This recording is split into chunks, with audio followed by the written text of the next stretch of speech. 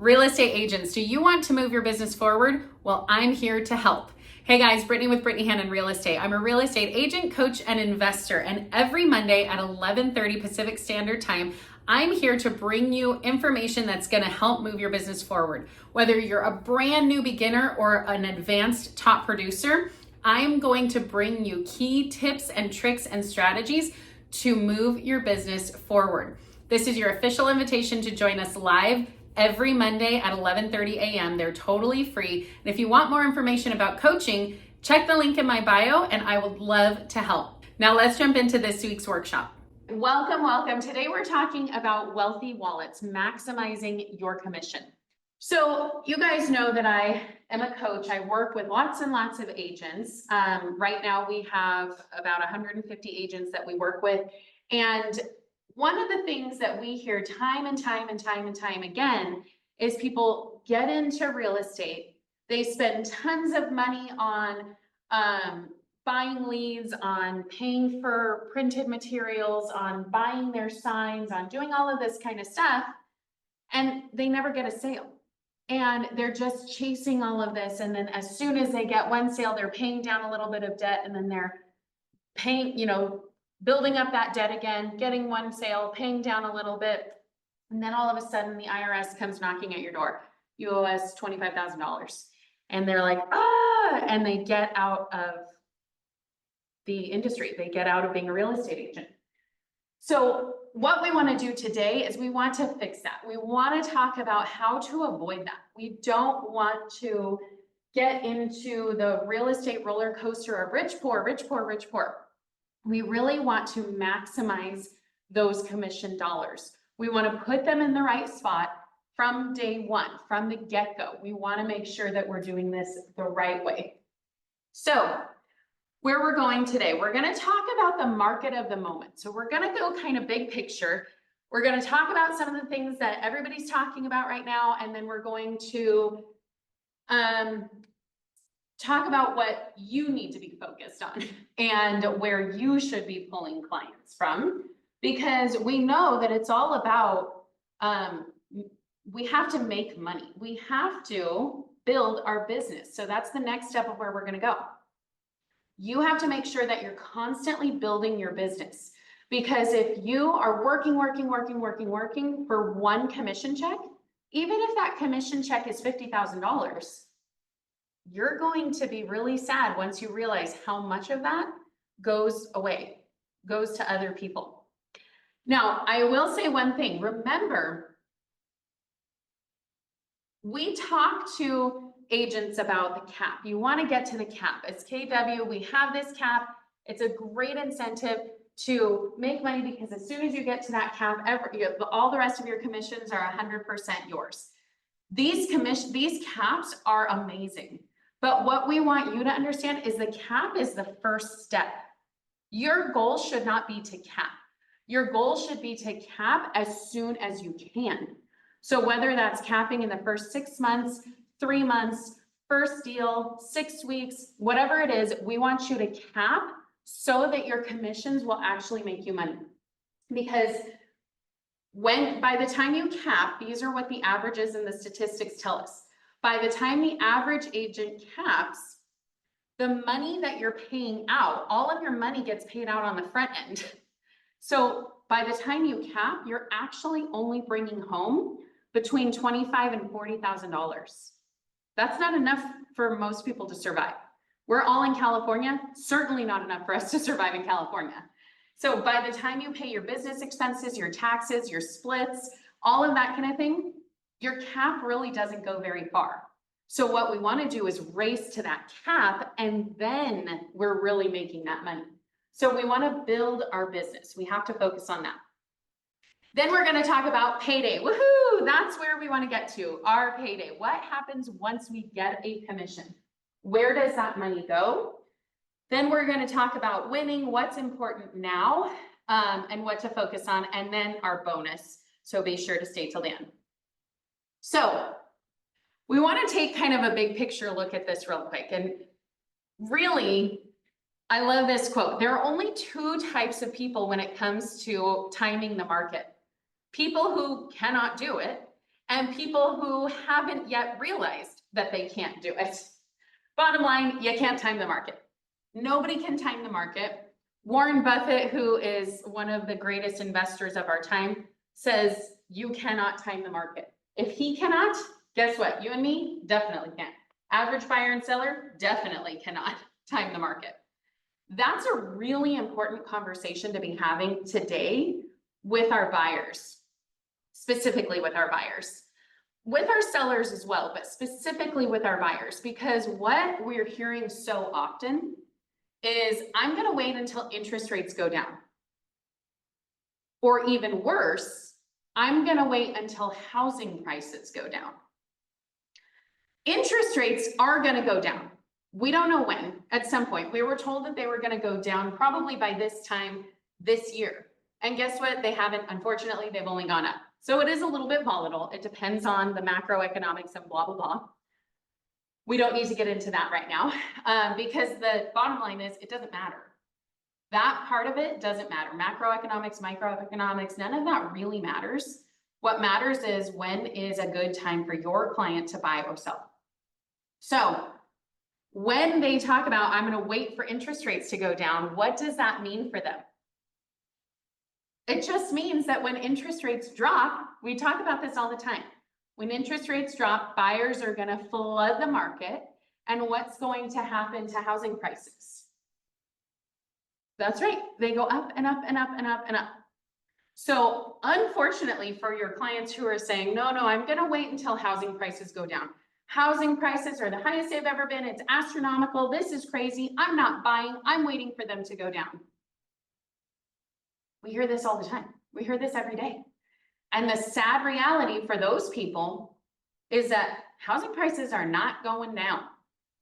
We've seen in certain markets around California that they've ticked down like the tiniest bit. But even still, most of our areas, they just keep going up.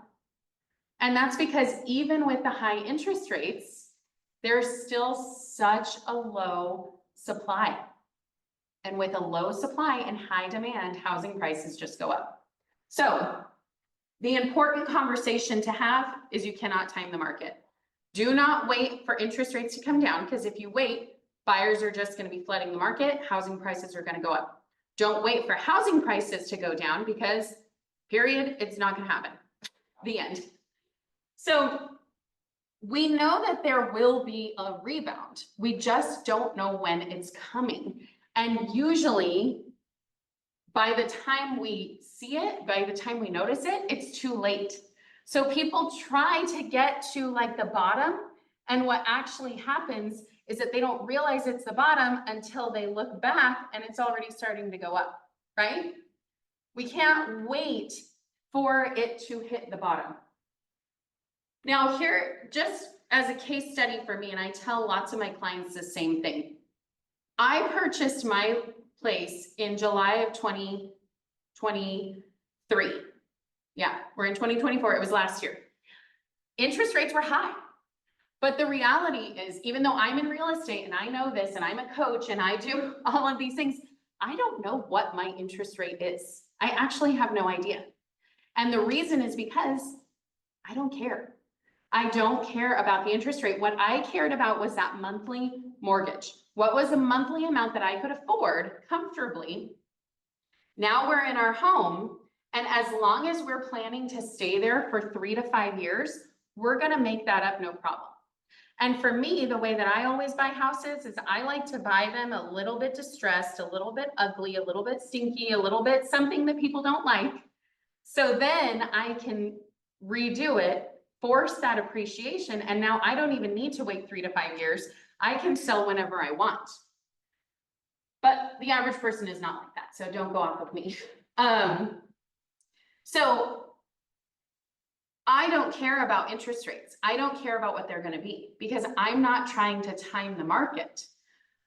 There's a saying that's called don't wait to buy and then wait. We don't want to wait to buy until it's the best time. We want to buy now or buy when you're ready and then wait. That's how you're going to get your interest rates are going to level out. You're going to be able to refinance. Now, there's been a lot of hate about the whole marry the house and date the rate, which is basically get in now, because get into the house that you want now, because the rate is going to go down over time and you're going to be able to refinance. Now, the beef that's going on about it is it's saying like, you see, this is so volatile, you can't trust the interest rates and blah, blah, blah. But the reality is nobody's saying get into a payment you can't afford. We need to make sure that our clients are getting into a situation that they can comfortably afford to make the payments. But if they can do that, now is absolutely a great time for them to buy, because right now they may be able to take advantage of seller credits. They might be able to negotiate your buyer commission, which, keep in mind, you don't have to do that yet, and we're already seeing that. Raise your hand if you've seen that in your MLS already, 0% to the buyer's agent or $1 or something low. I've already seen it in my MLS. I've seen it a couple of times. It's coming. And depending on the market, depending on what market you're in, you're going to be able to negotiate a seller credit for your buyer's commission. But if we're in a market where when interest rates drop and there are going to be tons of buyers, guess what? You're not going to be able to negotiate that anymore. And now your buyers are going to have to pay you. So instead of having to come up with their down payment and closing costs, now they have to come up with down payment, closing costs, and your 2.5%, 3%, whatever it is you're charging them, commission. You have this conversation today, they're going to start understanding why it's important for them to buy a house sooner rather than later, as long as they can comfortably afford it. I don't feel like I need to say that because I feel like that's a given, but that might not be. And so if that's something that you think we need to say, then absolutely. So we're not timing the market. People need to buy and sell in every market. It's your job to determine who and how. So let's jump into that now. Let's talk about the market of the moment.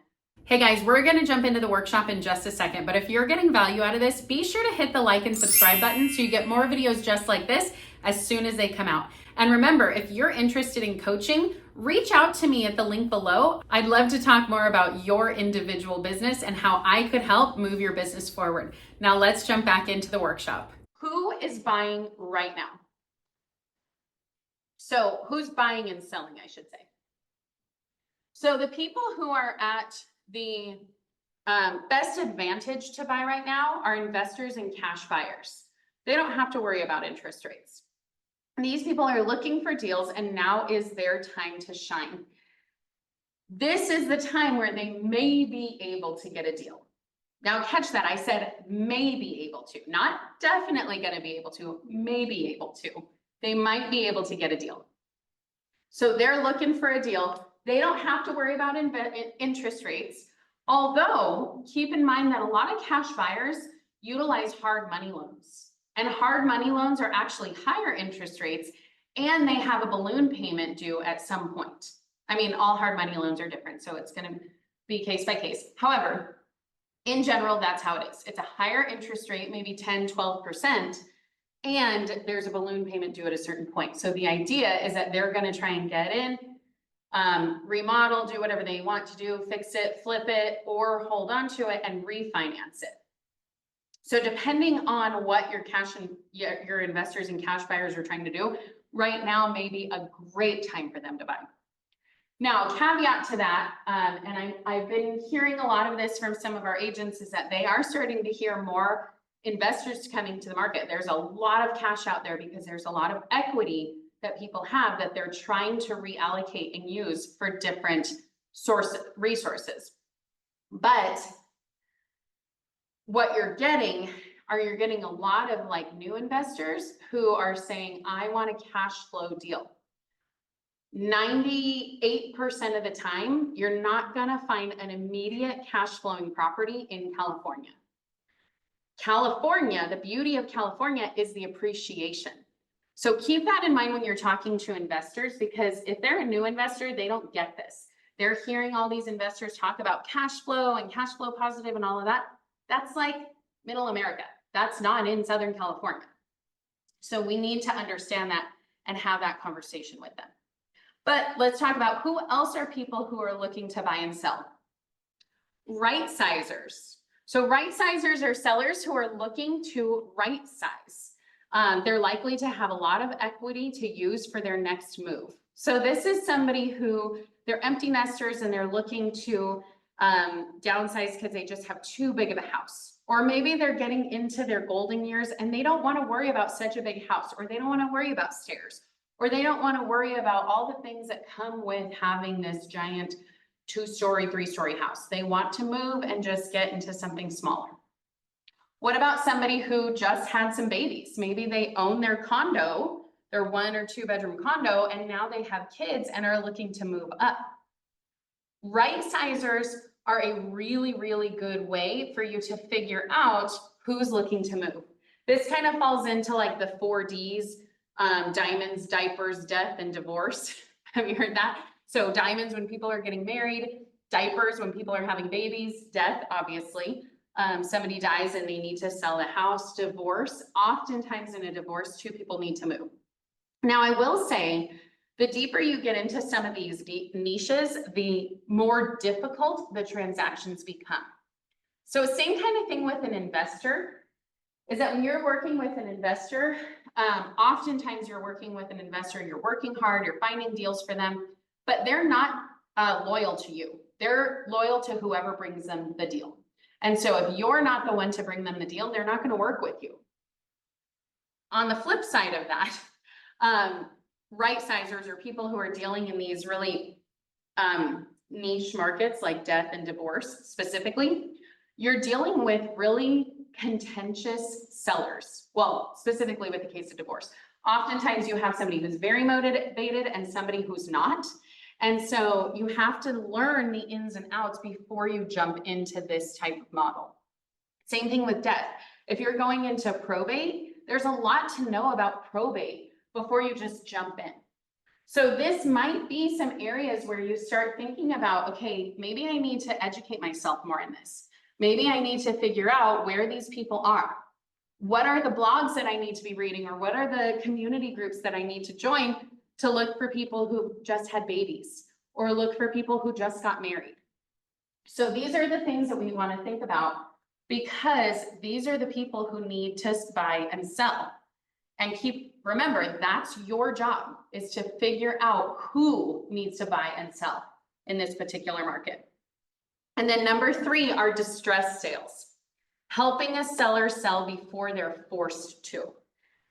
And this can be similar to like a death situation, a divorce kind of situation, but specifically this is probably going to be where somebody's behind on their payments, they're getting those foreclosure letters, but they're not quite to the foreclosure process. What we want to do is we want to get in there before they've gotten to the foreclosure process, because what we know about today's market is that they have a lot of equity in their homes, more than likely. And so we want to figure out, given that they have this much equity, we can help them put that equity to use.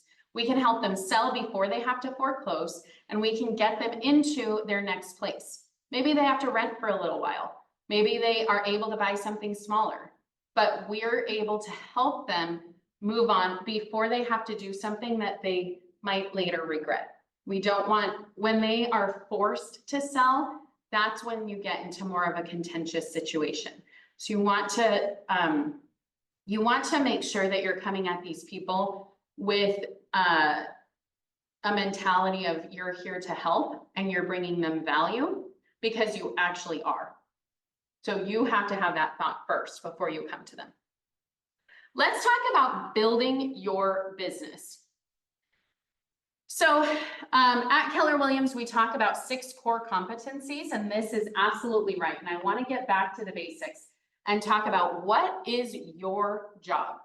And what I want you to do specifically is, while we talk through each one of these, I want you to give yourself a score of 1 to 10. 1 being I'm not very good at this. I could use a lot more experiences in this. And 10 being, I'm so good at this, I could get up in front of Gary Keller and teach him a thing or two. All right, so I want you to think about each one of these. So let's talk about the 6 core competencies of a real estate agent. Lead generation. This is your first and foremost job. We need to be out there lead generating. And that looks like very different things. What we talk about in coaching is your number 1 lead generation strategy is your SOI. That's going to give you the quickest business. And remember, it's not your SOI, it's your SOI's SOI. It's about who do I need to talk to that is experiencing a life change, that might need to right size. Sorry, my allergies. So we need to be tapping into our SOI. That's number 1. Number 2, open houses. Open houses are a great lead generating strategy. And keep in mind, as we move toward this buyer representation agreement being forced to sign, and remember, we in coaching have always taught you to get that signed. It helps you understand your buyer's motivation. It helps make sure everything is clear. Everybody knows what's happening. Everybody knows who's getting paid. There's transparency in the whole thing. But now it's going to be required. So now, once that goes into effect in July, and remember, nothing's set in stone yet until July. There's been a preliminary approval, but in July is going to be like actually signed into like law. So until July, nothing's set in stone, but it's a good idea to start using those best practices. So we have buyer's rep agreements that need to be signed. However, if a buyer is looking to buy a house, but they don't want to attach themselves to a real estate agent yet, where are they going to go? They're going to go to open houses. You're going to be able to get those you're going to be able to get those buyer clients at open houses.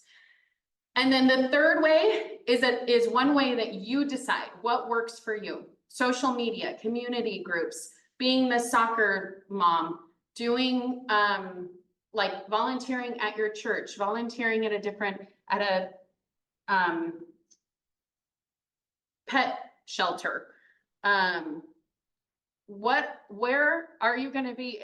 Is divorce going to be your niche? Is probate going to be your niche? Like, what is it that you're going to do to really generate business?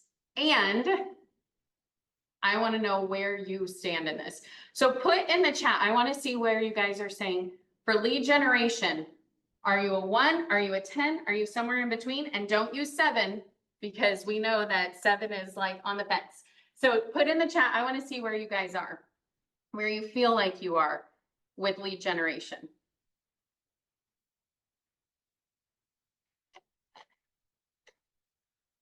Let's see. Lead generation, 1 to 10. 8, good. I love the 8, Ernie. 5, 4, okay, so we definitely have some room to grow, which is good. We're actually talking a little bit about that today. So the next one, and I want to see where you feel like you fall in this 1 to 10, presenting to buyers and sellers and getting agreements. Remember, we need to present and we need to get those agreements. What we tell you in coaching, we want you to go on 1 appointment a week. 1 appointment a week will generate you about 10 sales a year, 10 closings a year. We have to work on this. And what we tell you is you need to do 1 appointment a week. And if you don't have an appointment, you schedule a practice appointment with somebody. And that doesn't mean with a real estate agent. That means with somebody and like your mom or your sister or your brother-in-law. And you say, hey, I need to do this practice appointment. And a lot of times those turn into real business. So remember, we need to do 1 of these a week because we need to practice getting those agreements signed. So presenting to buyers and sellers and getting agreements. Where do you fall? 1 to 5. I see 5 and 3. The presenting to buyers and getting agreements, we have a 1 here. This is really important. And we remember that on Mondays, we have our role play and scripts practice with our Mega Monday Kickstart. And this is where we practice this kind of stuff. So go back and watch some of our workshops where we talk about doing a buyer's presentation, creating a seller's presentation, because you're going to have to get really good at communicating your value. And this is where we do it, at these presentations. We see a 3. Okay, so this tells me this is really an area that we need to work on and get really good at.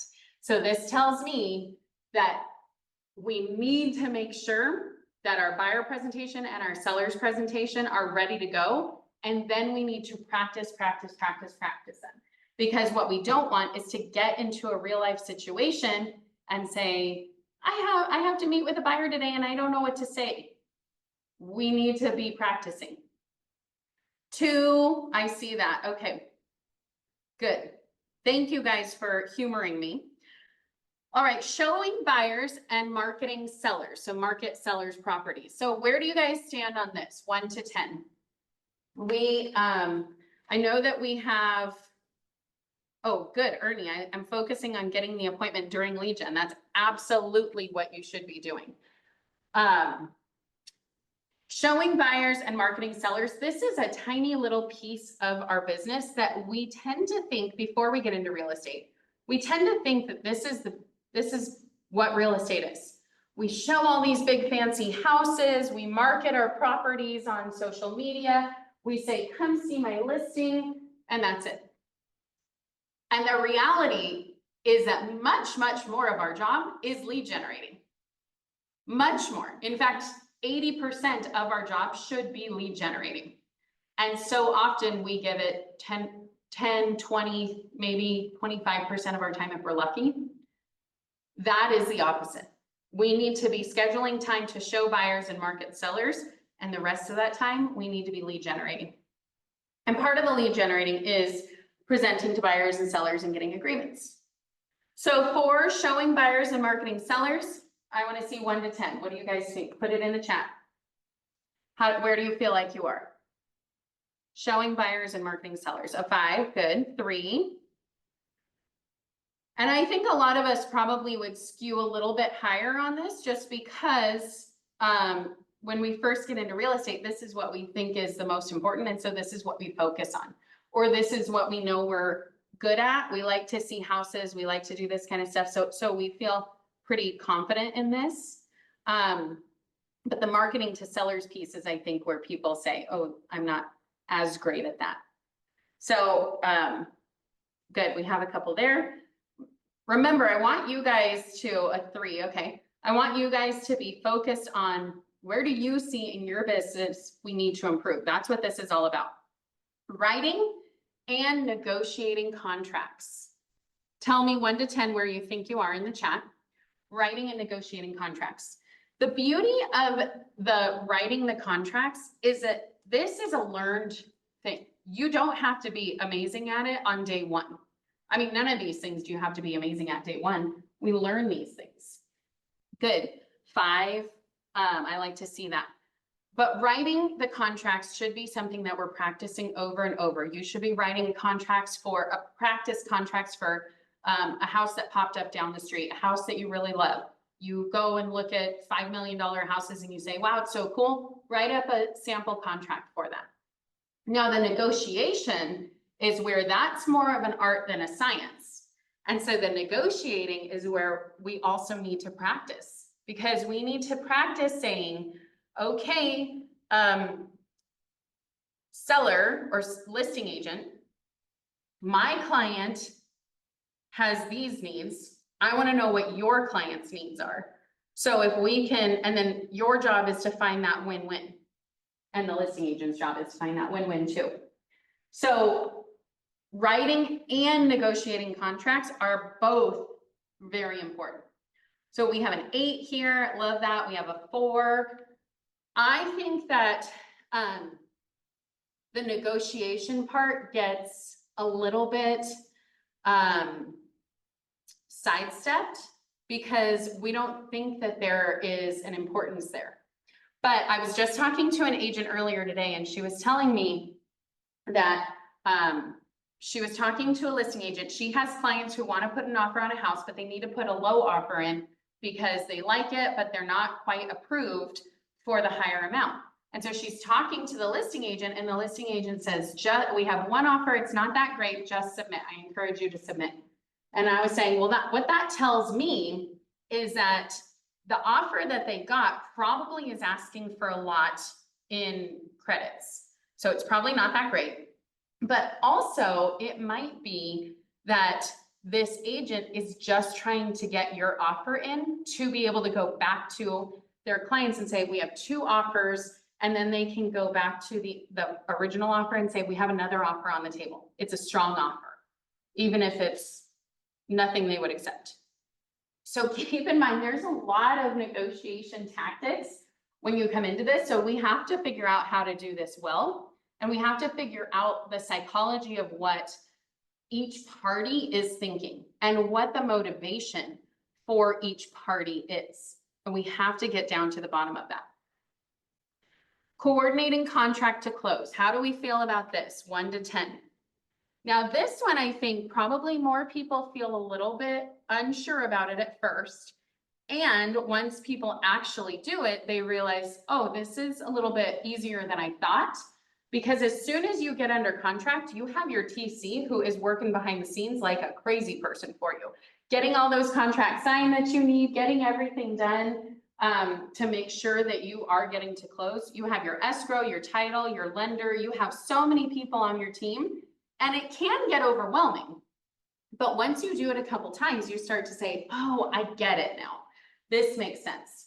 So we have a couple of 2s coming in for coordinating contract to close. And that makes sense. I understand that because this is something that feels like you don't know what you don't know. And I would say that this is not something they really teach in real estate school, and you don't really get a good handle on it until you're in a contract, in escrow, because it is something that is, again, it's learned, but it's also like, there's kind of a standard, and then every transaction is different.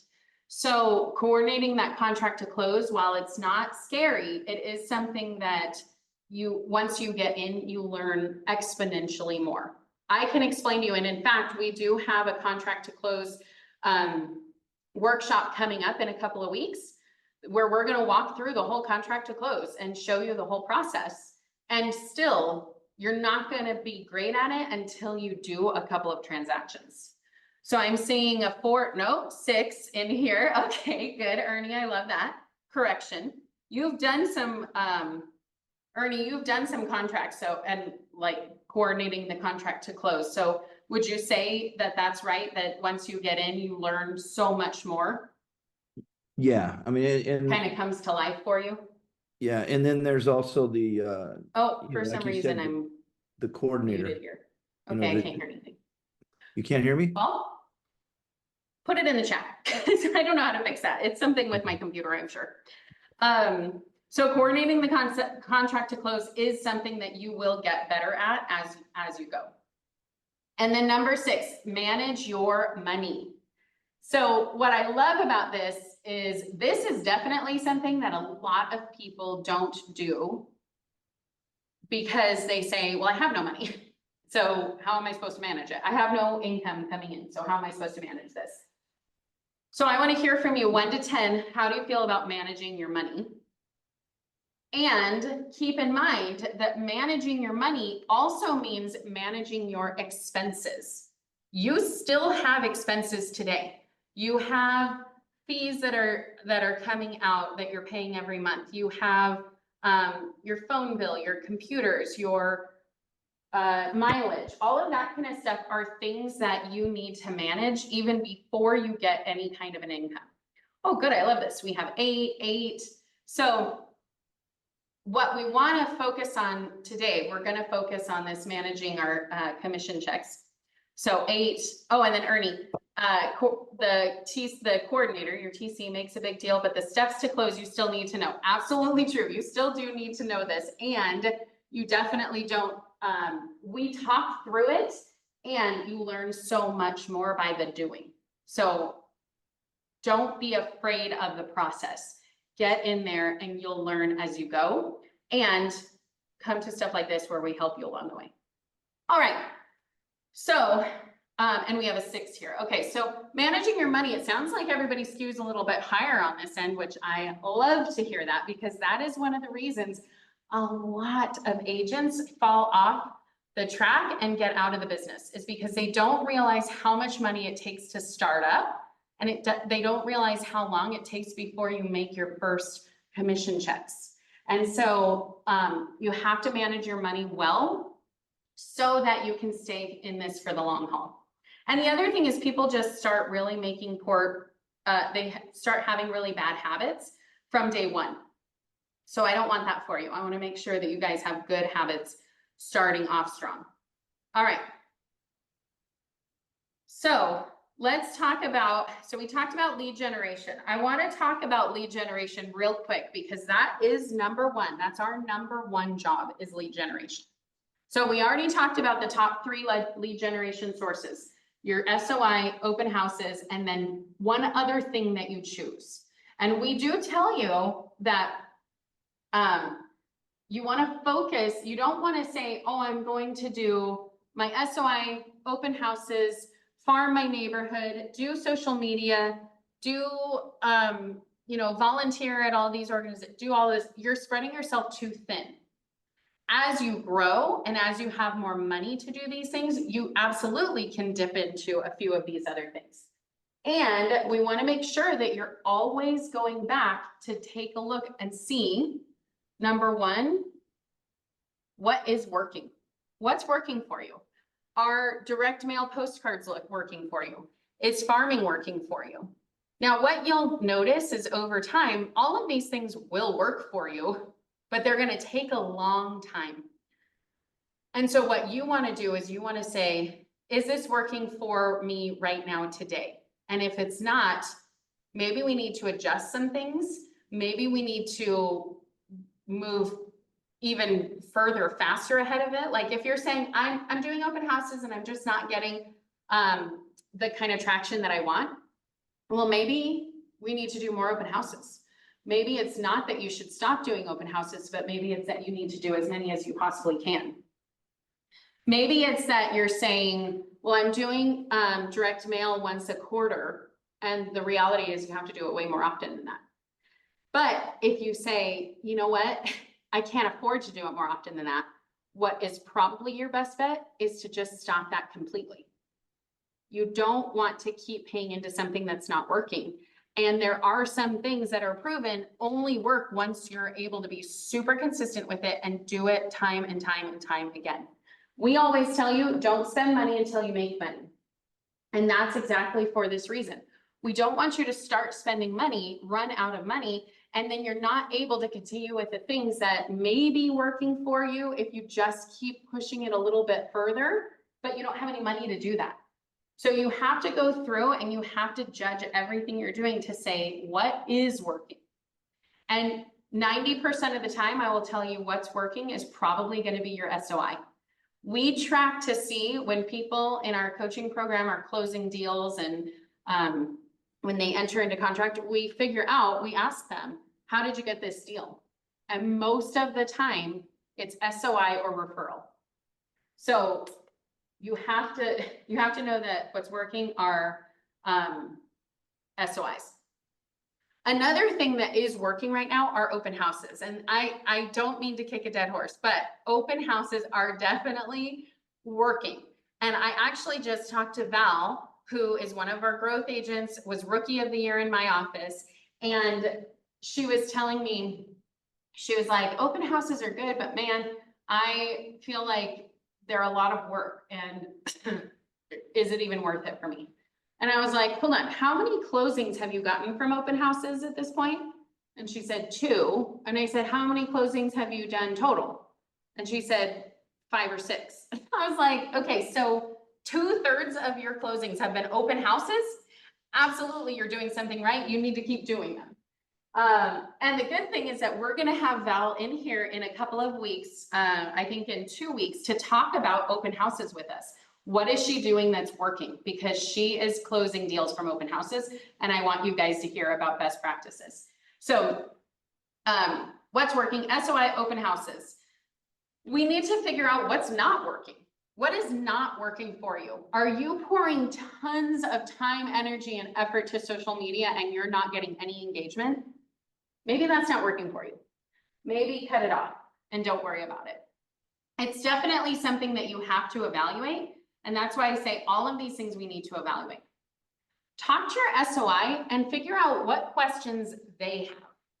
I just had somebody come over, one of my friends come over to my house, and she's what I would call one of my ambassadors. We talked about that, where it's like someone from my SOI who is just out there talking to people and giving my card out and telling them, oh, you need an agent, you need to call Brittany. Those are the people we need to pour into. Those are the people we need to get on our team. Those are the people we need to say, hey, who do you know that I need to know? Anyway, she's somebody who I feel like is fairly in the know, understands a lot of what's going on. And she was asking me, what's all this happening with this lawsuit and how does that impact you? And I was like, well, it doesn't really impact me that much. Unfortunately, I think it impacts our first-time home buyers more than anything.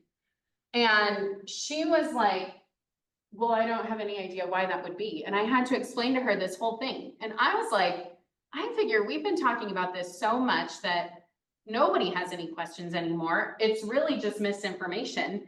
But the reality is she had no idea.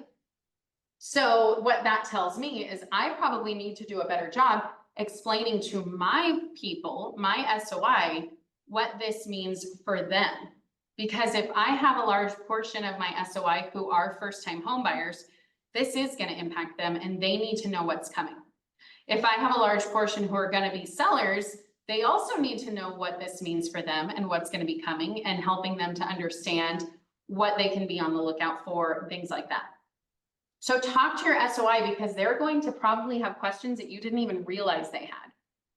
And then of course, do your research and address those questions. Just like I said, we want to make sure we're talking to our SOI and seeing what their questions are, because that is, once you start answering questions that they had, you are going to be seen as the expert in their eyes. And obviously that's what we want.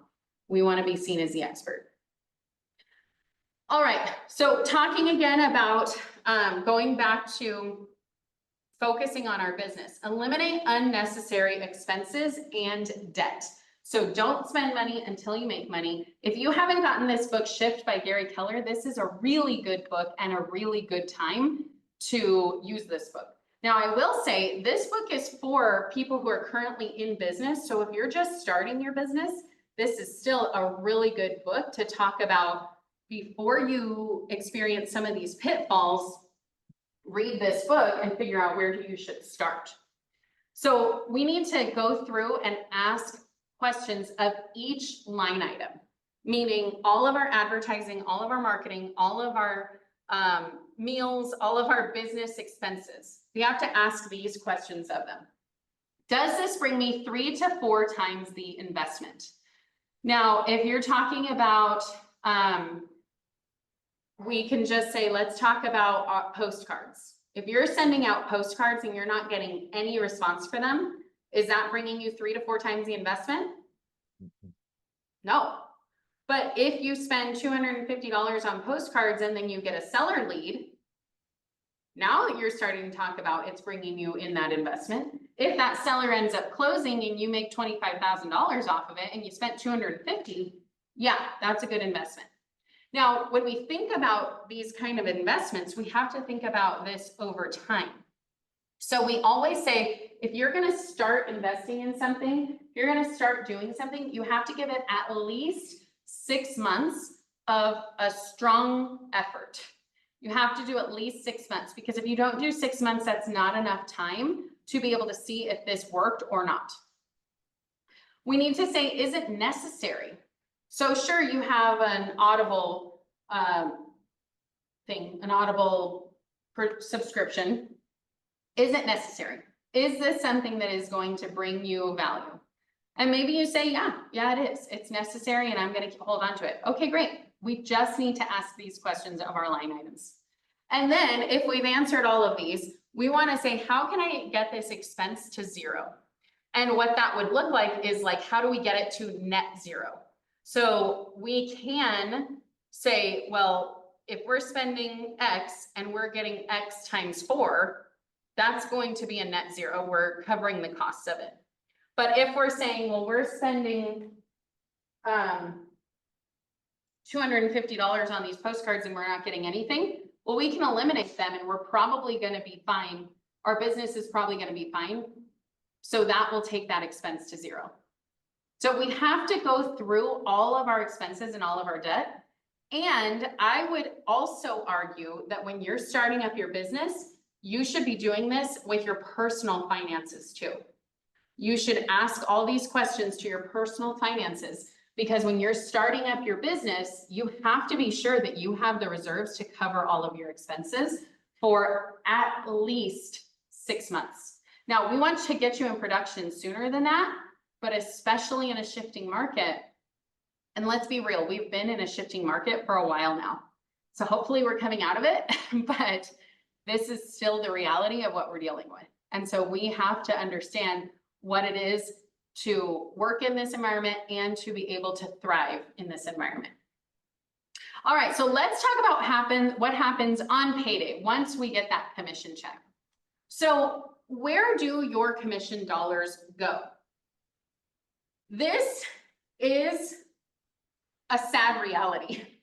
You get a $50,000 commission check, chances are you're going to be bringing home about $10,000 if you're lucky. Where do your commission dollars go? Number one, they go to the other agent. So if you're the listing agent and you say it's 6%, 3% goes to the other side, bam, that takes it off the top. Now, this is changing, right? We are seeing that as time goes on, and depending on the market, maybe you don't need to offer that much to the other agent. Maybe you don't need to offer anything to the other side. But the reality is, you're not going to be saying, well, and I shouldn't say this because your business is your business, but in general, you're probably not going to be saying, well, my fee is still 6%, but we're not going to offer the other agent anything. I can't see a seller who would be willing to go along with that, but maybe things will change, who knows? So anyway, as of today, in general, half of it goes to the other agent. So we're already down to here. Half of it is already gone. Now, if we're saying, just to, like play devil's advocate, we're going to say, okay, well, we're not offering anything to the buyer side. We're still starting at half. We're still saying that we're not getting this other side that was allocated to the buyer side.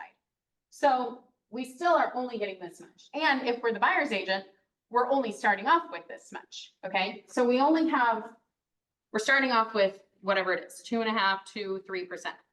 Well, then we have to pay our market center fees. We have to pay for our splits. We have to pay for our transaction fees. We have to pay for all of that kind of stuff. Then we have our business expenses. We're going to talk right after that what we should be spending money on. So we have our business expenses, and 30% of your income should go to business expenses, because we need to pay for things like our fixed expenses and our cost of sales. So that would include like your market center fees. That would include some of this other stuff that already gets taken out. But it's also going to include things that are fixed expenses, like your cell phone bill. It might include things that are your marketing, your advertising, things like that that you have to pay for. Taxes, we have got to set 30% aside for taxes. I want to make sure you guys are sitting pretty when it comes tax season. So we need to make sure that we are putting aside a good chunk for taxes. So that, I mean, like, you can see how this is like dwindling down, down, down, down. You can see how this is very much what you would be taking home. So when we say, even as a capper, you're only taking home $25,000 to $40,000, it's not enough for you to live. But we think oh my gosh, we just got a $50,000 check. It's gone. It's already gone. So keep that in mind. We have to be mindful about our commission checks. Then we need to invest it back in our business. So we say 30, 30, 30, invest 30% into your business, 30% for taxes, and the 30% you can bring home. And then that extra 10% you can use on whatever you want.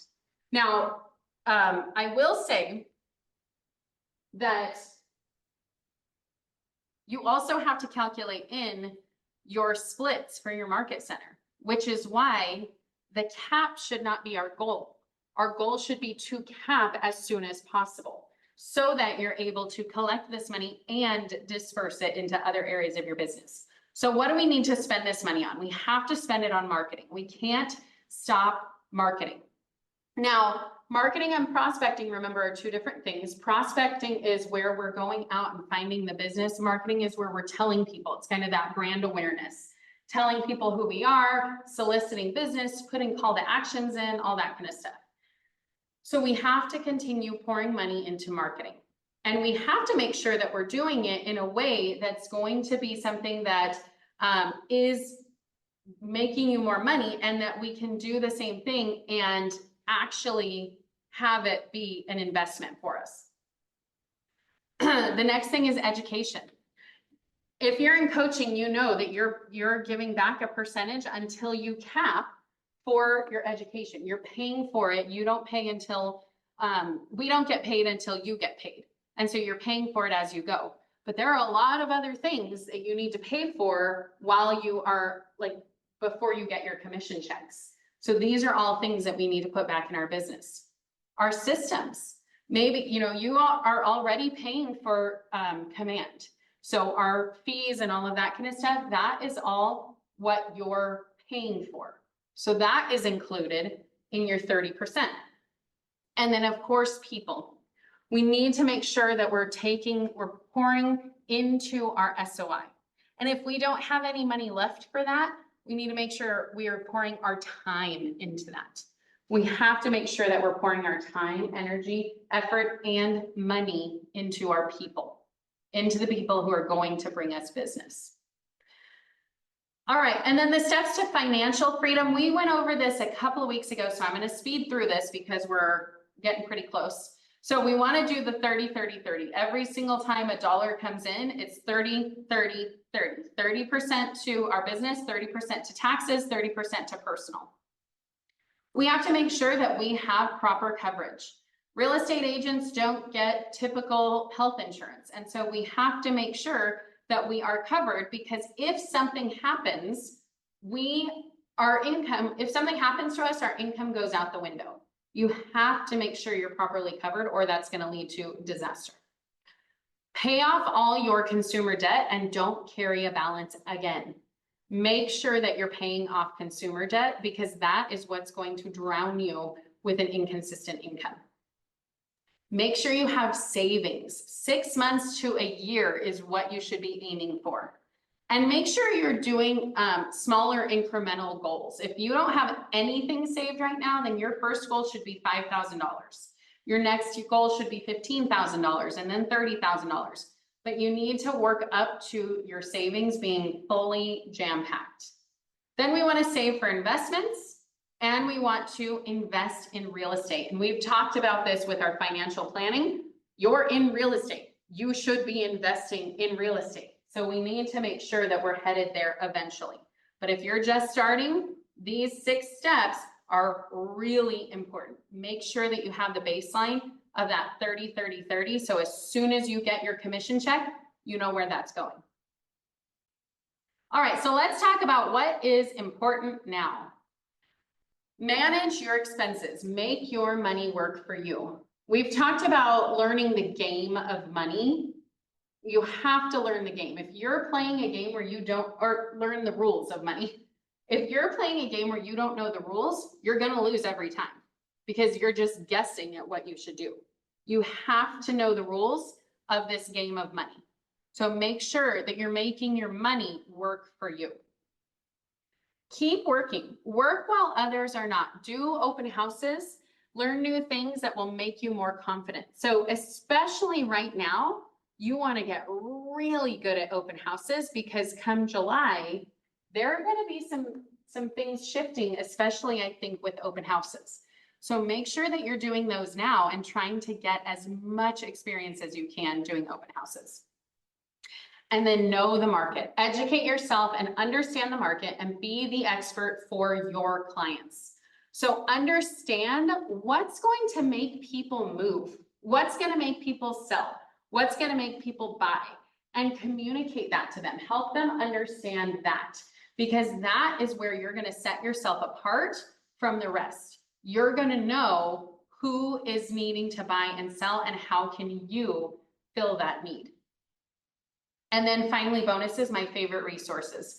That book, Shift by Gary Keller, definitely get that one. I believe it's on Audible. It's definitely on Amazon, but check it out. It's really a good one. And it's good for making that the baseline of your business.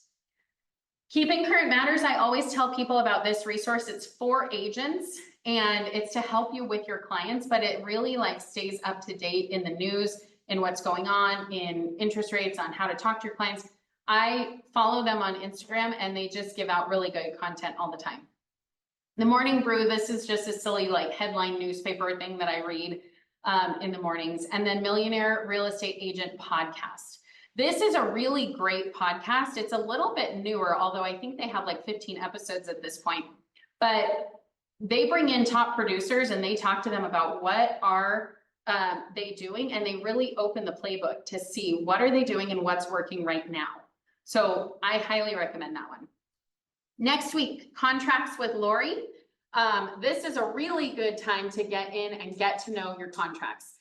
There were a lot of people who were saying that that's where they were the lowest on. So make sure to jump onto this next workshop, Contracts with Lori. If you want to know more about coaching, remember, coaching is not just for new agents. In fact, coaching is more so for those agents who are not capping.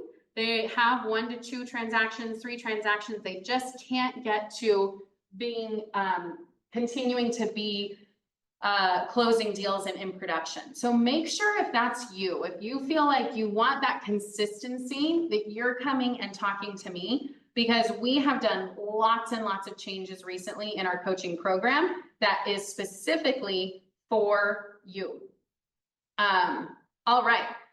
That is all I have for you today. Oh, checking out the chat. Rochelle, I love that. You're listening to the MREA podcast on your commute to work. That's actually what I do. I've told you guys that every single time I have a commute, I download a podcast and I'm listening to a podcast or an audiobook or something. That's a great, easy, free way to make sure that you are you're educating yourself and staying in the know. Well, I hope that helped. And remember, I'm here every Monday at 11:30 a.m. Pacific Standard Time to help you move your business forward.